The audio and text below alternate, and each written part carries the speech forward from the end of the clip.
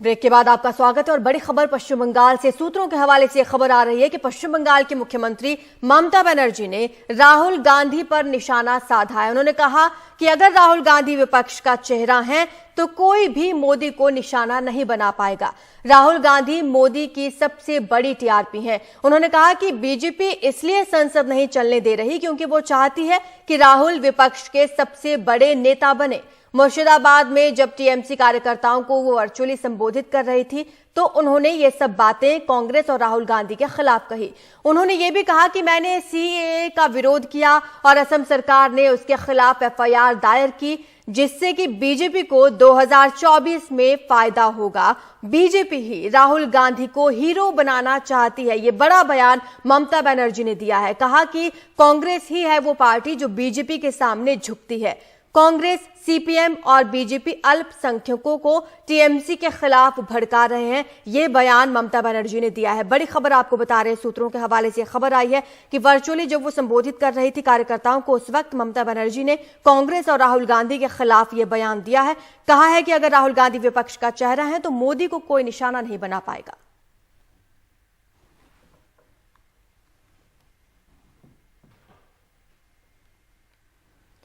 कोलकाता में समाजवादी पार्टी का 2 दिन का अधिवेशन कल खत्म हो गया। अधिवेशन के बाद एनडीटीवी से खास बातचीत में अखिलेश यादव ने देश के बदतर होते हालात और बीजेपी के सत्ता में होने की वजह कांग्रेस को बताया। उन्होंने कहा कि अगर कांग्रेस की नीतियां सही रहती तो आज देश में बीजेपी की सरकार ना होती। आगे उन्होंने ये भी कहा कि मैं कांग्रेस या राहुल गांधी को कोई सलाह नहीं दे सकता।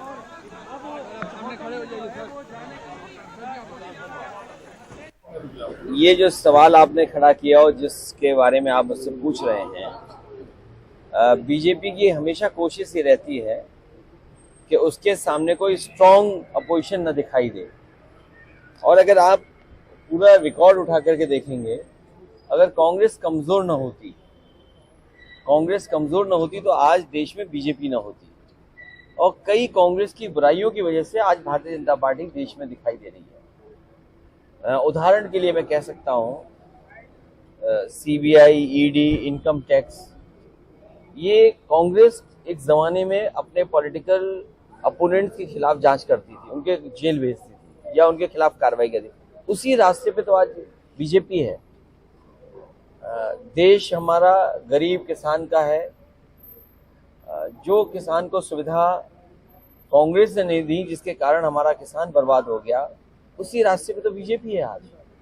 तो क्या फर्क है बीजेपी और कांग्रेस में? तो आदरणीय अगर ममता जी ने ये कहा है तो मैं समझता हूँ ठीक ही कहा है। उन्होंने कुछ सोच समझ के ही कहा होगा। कांग्रेस के साथ भी आपने काम किया है, क्या आपको लगता है कि कांग्रेस ऑपोजिशन के लिए एक वीकनेस बन गया है? नहीं, देखिए, क्योंकि कई बार समय होता है ऐसा। इस समय कई प्रदेशों में, कई जगह पर कांग्रेस की गलत नीतियों के कारण ही बीजेपी दिखाई दे रही है। और कई बड़े संकट देश के सामने अगर हम पीछे मुड़ करके देखें तो वो कांग्रेस की वजह से है। अगर उस समय कांग्रेस का रास्ता ठीक होता और कांग्रेस के फैसले ठीक होते तो शायद आज भारतीय जनता पार्टी देश में न दिखाई देती। गुजरात जैसे प्रदेश है जहां से बीजेपी सबसे मजबूत दिखाई देती है, वहां समाजवादी पार्टी नहीं है, और दल नहीं है, रीजनल फोर्सेस नहीं है। आखिर क्या कारण है कि कांग्रेस भारतीय जनता पार्टी का मुकाबला नहीं कर पा रहे? कांग्रेस को बहुत कोशिश करनी पड़ेगी। देश में अगर बीजेपी हटाना चाहते हैं तो रीजनल फोर्सेस तो हैं जो लड़ रहे हैं, कांग्रेस कहां लड़ रही है? तो राहुल गांधी को क्या सलाह देना चाहेंगे? मैं उनके साथ काम किया हूं, मुझे कोई सलाह नहीं देनी है। वो इतनी बड़ी पार्टी है, उसमें इतने बड़े लोग हैं, मैं क्या सलाह दे सकता हूं उस पार्टी को? लेकिन आज जो देश के हालात हैं, जो परिस्थितियां हैं, कांग्रेस ने अगर सही रास्ता अपनाया होता तो बीजेपी देश में नहीं होती। कांग्रेस की भारत जोड़ो यात्रा के दौरान एक बयान को लेकर राहुल गांधी से दिल्ली पुलिस जानकारी जुटाने उनके घर पहुंची। राहुल गांधी ने कहा था कि यात्रा के दौरान उन्हें कई महिलाएं ऐसी मिली जिन्होंने ये बताया कि उनके साथ रेप और छेड़छाड़ हुई है। दिल्ली पुलिस उन महिलाओं के बारे में जानना चाहती है। वहीं कांग्रेस ने दिल्ली पुलिस की कार्रवाई पर सवाल उठाए, कहा कि ये सब केंद्र सरकार के इशारे पर हो रहा है। उसमें बहुत सारी ऐसी भी महिलाएं थी जिन्होंने मुझे बोला कि उनके साथ बलात्कार हुआ है, उनको किसी ने मोलेस्ट किया है, उनके किसी रिश्तेदार ने उनको मोलेस्ट किया है।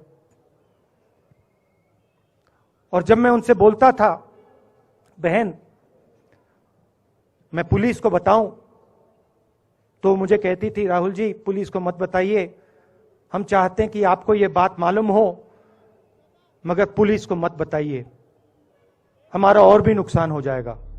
ये बयान राहुल गांधी ने इसी साल 30 जनवरी को भारत जोड़ो यात्रा के दौरान कश्मीर में दिया था। राहुल गांधी के इस बयान की सच्चाई जानने के लिए दिल्ली पुलिस के स्पेशल कमिश्नर रविवार सुबह 10 बजे अपनी टीम के साथ तुगलक लेन स्थित राहुल गांधी के घर पहुंचे। जो यात्रा थी वो दिल्ली के यहाँ से भी गुजरी थी और यात्रा के दौरान मैं खुद भी वहाँ पे उपस्थित था और हमारे काफ़ी जो पुलिस अधिकारी थे वो भी थे। और क्योंकि राहुल गांधी जी यहाँ रहते हैं, यहाँ से यात्रा भी गुजरी थी और हम चाहते हैं कि कोई भी ऐसे विक्टिम हैं जिनके बारे में हमें जानकारी मिल सके, तो ताकि उनको जल्दी से जल्दी हम कानूनी प्रक्रिया कर सकें। राहुल गांधी के घर पुलिस के पहुंचने की जानकारी मिलते ही यहां कांग्रेस नेताओं का पहुंचना भी शुरू हो गया। इनमें राजस्थान के मुख्यमंत्री अशोक गहलोत भी शामिल रहे। कांग्रेस ने दिल्ली पुलिस की कार्रवाई को राजनीतिक प्रतिशोध की कार्रवाई बताया। कोई भी लीडर हर इंडिविजुअल कंप्लेंट के विषय में यात्रा रोककर कोई एक्शन नहीं लेता है, न लेना संभव है, न ये किसी के दिमाग में भी आता है, और न आज तक मैं समझता हूं 70 वर्ष 75 वर्ष में भारतवर्ष में इस प्रकार के बेहुदे प्रश्न किसी सरकार या किसी पुलिस फोर्स ने पूछे हैं, किसी अभियान, किसी लीडर से। इंदिरा जी के वक्त में भी जब जनता पार्टी का शासन आ गया था, तो इसी प्रकार की हरकतों में उतर गए थे लोग उस वक्त में, और जनता ने जवाब दिया करारा। आज का जो घटनाक्रम है ये कल्पना के बाहर है कि आप किस प्रकार से बिना कोई कारण के 3 दिन के अंदर अंदर वापस जाके पूछताछ करो, जबकि राहुल जी कह चुके थे कि 8-10 दिन के अंदर मैं जवाब ही दे दूंगा। इस बीच पुलिस की कार्रवाई के विरोध में प्रदर्शन कर रहे कुछ कांग्रेसी कार्यकर्ताओं को पुलिस ने हिरासत में भी लिया। करीब 2 घंटे के इंतजार के बाद दिल्ली पुलिस की टीम से राहुल गांधी ने मुलाकात की। पुलिस के मुताबिक राहुल गांधी ने कहा कि यात्रा काफी लंबी थी, इसलिए उन्हें ज्यादा कुछ याद नहीं है। सूत्रों के मुताबिक राहुल गांधी ने जो शुरुआती जवाब भेजा है उसमें 45 दिन पुराने भाषण को लेकर पूछताछ की प्रक्रिया पर कानूनी सवाल उठाया गया है। पुलिस जल्द ही राहुल गांधी का बयान दर्ज करने की तैयारी में है। बहुत ही सीरियस मैटर है, उसके बारे में जानकारी जुटाने के लिए दिल्ली पुलिस ने 15 तारीख को कोशिश की थी, उसमें हमें सफलता नहीं मिली थी। फिर 16 तारीख को भी नोटिस दिया गया था। आज भी हम कोशिश कर रहे हैं कि हमें जानकारी मिले ताकि जल्दी से जल्दी कानूनी प्रक्रिया शुरू हो सके। दिल्ली पुलिस ने राहुल गांधी को 16 मार्च को भी नोटिस देकर जानकारी मांगी थी। 3 दिन के भीतर पुलिस के इस तरह घर पहुंचने पर भी कांग्रेस ने सवाल उठाए। वहीं बीजेपी ने कहा कि राहुल गांधी को जब जानकारी है तो वो पुलिस को बताते क्यों नहीं। राहुल गांधी जी ने सार्वजनिक रूप से ऐसी जानकारी दी या एक बात बताई कि महिलाओं के साथ भारत जोड़ो आंदोलन के तहत छेड़छाड़ की। अब अगर किसी ने छेड़छाड़ की महिलाओं के साथ तो उस आरोपी के ऊपर में कार्रवाई होनी चाहिए। इसी बात का संज्ञान लेके पुलिस उनसे जवाब पूछ रही है, सवाल पूछ रही है कि बताइए कौन है, ताकि कुछ एक्शन हो। यही तो हम चाहते हैं कि समाज में जो लोग गलत काम करें उन पे कार्रवाई हो, लेकिन कांग्रेस उसका राजनीतिकरण क्यों कर रही है। महिलाओं पर हिंसा को लेकर कई मामले हैं, लेकिन कांग्रेस पार्टी का ये कहना है कि दिल्ली पुलिस इसी मामले में तेजी दिखा रही है। अब पुलिस की जांच में क्या कुछ निकलेगा ये हमें देखना होगा, लेकिन राजनीतिक तौर पर ये मामला जरूर तूल पकड़ता जा रहा है। नई दिल्ली में मुकेश सिंह सेंगर के साथ उमाशंकर सिंह, एनडीटीवी इंडिया।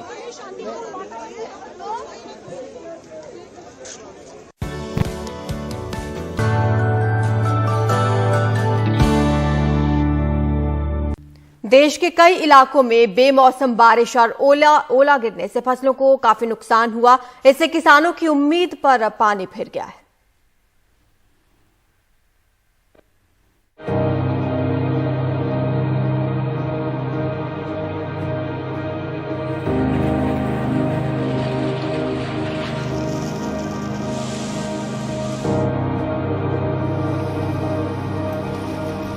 उत्तर प्रदेश के हरदोई में खेतों में दूर तक खड़ी किसानों की फसल बेमौसम बरसात की भेंट चढ़ गई।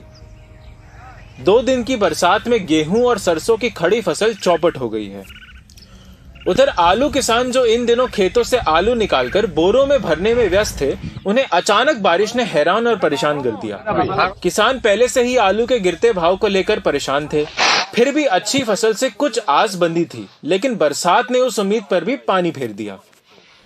खेतों में खड़ी फसल ही बर्बाद नहीं हुई, बल्कि खलिहान में रखी फसल को भी अचानक बारिश से नुकसान हुआ है। स्थानीय प्रशासन का कहना है कि फसल के नुकसान का आकलन कर किसानों को मुआवजा दिलाया जाएगा। कल से बरसात हो रही है, उससे गेहूं पलट गए हैं, पके थे वो भी पलट गए हैं, और उसमें सरसों कटी पड़ी थी वो भी बेकार हो गई, खड़ी थी वो भी पलट गई। सरसों को खड़ी भी सरसों में लौट गई है, कटी भी सरसों में लौट गई है। आलू में भी पानी भर गया। तो क्या समस्या आएगी अब आप लोगों को?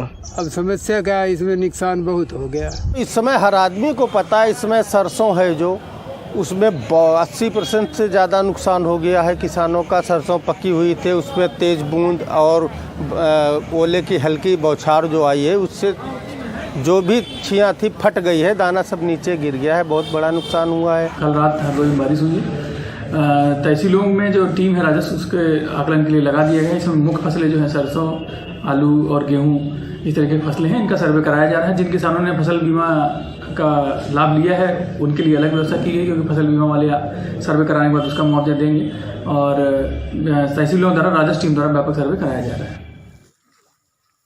उत्तर प्रदेश के ललितपुर में भी किसान कुदरत की इस मार से परेशान हैं। यहाँ करीब घंटे भर तक तेज बारिश और ओले गिरने से किसानों की खेतों में खड़ी फसल बर्बाद हो गई है। ओले इतने गिरे कि सड़कों से लेकर खेत तक ओलों की सफेद चादर सी बिछ गई। बार तालबेहट जोखरा इलाके में सबसे ज्यादा नुकसान हुआ। इसके बाद इन किसानों के आगे एक नया आर्थिक संकट खड़ा हो गया है। बही के जिला अधिकारी ने फसल बर्बाद होने पर सभी एसडीएम को निर्देश दिए कि वो तुरंत प्रभावित इलाकों की जांच कर रिपोर्ट उपलब्ध कराएं। ये पूरी फसल नष्ट हो चुकी है, अब हमको कोई संभावना नहीं है बच्चे पालने की। अब जो सरकार करेगी उसके लिए अपन इच्छुक है। सब फसल नष्ट हो गई, 3 बजे ओले गिरे, एक आध घंटा ओले गिरे, ओले कम 100 ग्राम 50 ग्राम के ओले गिरे, तो उसे हमारी फसल नष्ट हो गई साहब। उधर कानपुर में भी किसानों का वही हाल है। आसमान से अचानक बरसे बादलों ने किसानों के आगे वो संकट खड़ा कर दिया है जिसका निदान अब सिर्फ सरकार ही कर सकती है। इस समय पकने वाली फसलों में तो हमारी राई, सरसों, मटर और मसूर है। गेहूं भी है अपने यहाँ, लेकिन गेहूं अभी 15 दिन कोई नुकसान नहीं है, बशर्ते कि पत्थर न गिरे। बाकी ये जो 4 फसलें हैं हमारी, ये कटने को तैयार हैं, कट भी रही हैं। तो मेरा किसान भाइयों से जो है सुझाव होगा कि वो जितना काटें शाम तक उसको सुरक्षित जरूर कर लें। फसल बर्बाद होने के बाद अब किसानों की निगाह सरकार की ओर है। ब्यूरो रिपोर्ट और हरदोई से मोहम्मद आसिफ के साथ रवीश रंजन शुक्ला, एनडीटीवी इंडिया। उधर गुजरात में भी बेमौसम बारिश से फसलों को काफी नुकसान हुआ है। वहां पर नमक के उत्पादन पर भी बारिश का साफ असर दिखा। रिपोर्ट देखिए।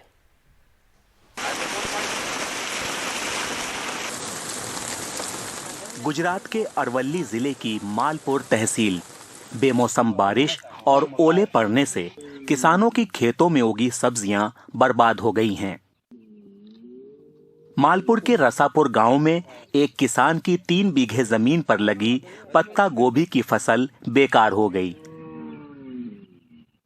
1 बीघा जमीन पर गोभी उगाने में 1 लाख रुपए खर्च होते हैं। अब गोभी की फसल लगभग पककर तैयार थी, लेकिन इससे पहले कि किसान उसे निकालते, आसमान फसल पर आफत बनकर टूट पड़ा। मायूस किसानों को अब सरकार से मुआवजे के अलावा कोई उम्मीद नहीं। गई काले कमोसी वरसाद थवाना कारणे मेरा 3 बीघा जमीन में पत्ता गोभी की सब्जियां तैयार हुई। फसलों में ओलावृष्टि के साथ बारिश होने से पत्ता गोभी फट गई।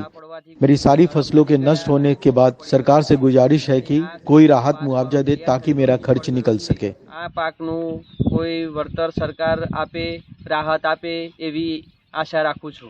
गईकाल पड़ेला अतिशय और अति भारी वरसाद। कल हुई भारी बारिश में मेरे गांव और आसपास तरबूज, सब्जियों और चने की खेती को काफी नुकसान पहुंचा है। गुजरात के मुख्यमंत्री और अरवल्ली के कलेक्टर से निवेदन है कि सर्वे करवाया जाए और नुकसान का मुआवजा दिया जाए। गुजरात के कई इलाकों में बेमौसम बारिश किसानों की उम्मीदों पर कहर बनकर टूटी है। मालपुर तहसील के सुराना पहाड़िया गांव में इतने ओले पड़े कि चारों ओर सफेद चादर से बिछ गई। किसानों की गेहूं और मक्का की फसल को भी भारी नुकसान पहुंचा है। हाल अमे जे अरवल्ली जिल्लाना सुराना पहाड़िया गामना पटेल मुकेश भाई गामजनों 3 पंचायतों की 1500 से ज्यादा बीघा जमीन बारिश से प्रभावित हुई है। किसानों का काफी नुकसान हुआ है। ओले भी पड़े हैं। खेत पानी से भरे हुए हैं। पूरी खेती खराब हो गई है। हमें इसी हिसाब से मुआवजा मिले। पानी भी है, बर्फ भी है हाल जमीन ऊपर। कच्छ के रण में भी बेमौसम बरसात का असर दिखा है। यहाँ नमक के उत्पादन पर भी बारिश का असर साफ दिखा। ब्यूरो रिपोर्ट के साथ अरवल्ली से महेंद्र प्रसाद, NDTV इंडिया।